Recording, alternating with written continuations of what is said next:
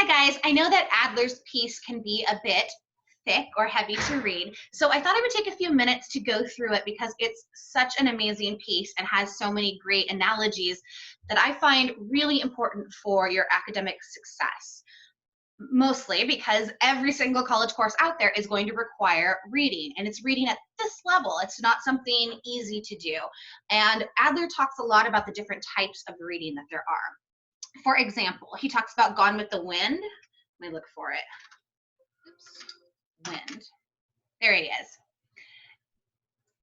And I think this is an important part for us to all focus on. If reading is to accomplish anything more than passing time, it must be active. So if you're reading just for fun, just for passing time, you don't need to have active reading strategies. When I lie in a hammock with something like Twilight, I'm not going to be marking up my book.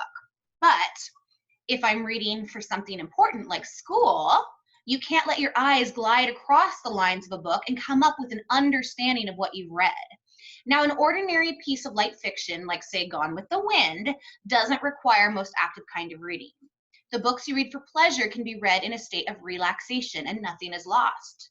But a great book, rich in ideas and beauty, a book that raises and tries to answer great fundamental questions, demands the most active reading of which you are capable. You don't absorb the ideas of John Dewey the way you absorb the crooning of Mr. Valley. You have to reach for them. That you cannot do when you're asleep.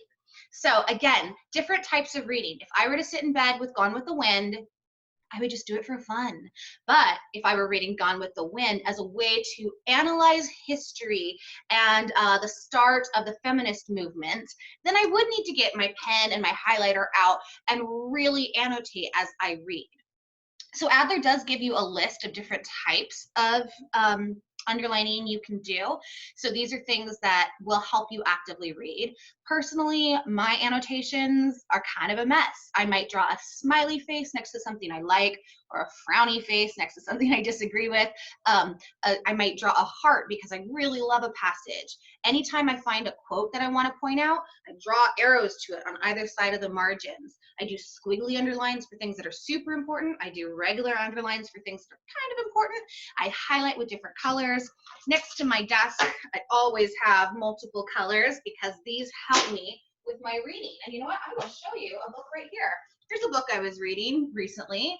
And again, you can see it's underlined and it has the little arrow to something that I want to remind myself of later. I haven't read too much of that book yet. Let's see what I got in this book here. Oh, here we go. Look at this. Again, different colors. But here we have annotations. We have writing. We have different types of underlines. Ooh, I boxed in something that was important. So things like that is what Adler's referring to. But again, let's talk about why. So up at the beginning, he talks about the different ways people are involved in their books. And I want you to think about what type of book owner you are. And then there's a part that I love about music. Here we go.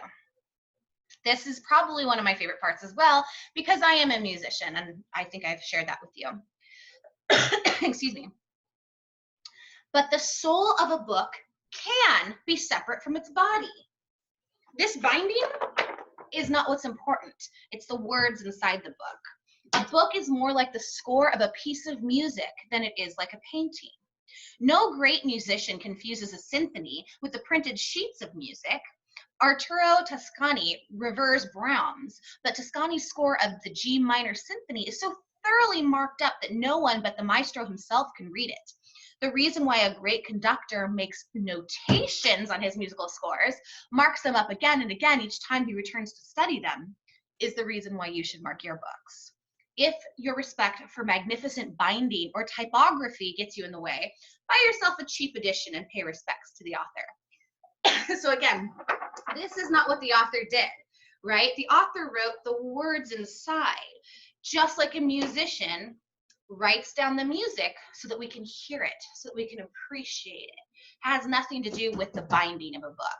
So don't get lost in the, well, I need to keep it nice and clean. I need to respect this book. He says, just buy a cheap copy, buy an electronic copy. A lot of my electronic ebooks, they have highlighters on them. I'm able to add the electronic sticky notes, if you will.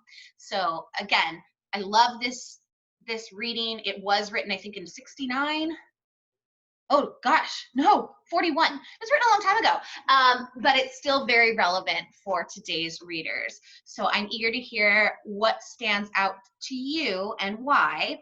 Make sure that if you're having problems with the reading, come talk to me. We can set up a personal meeting so that I can help you through the read. All right, guys, thank you.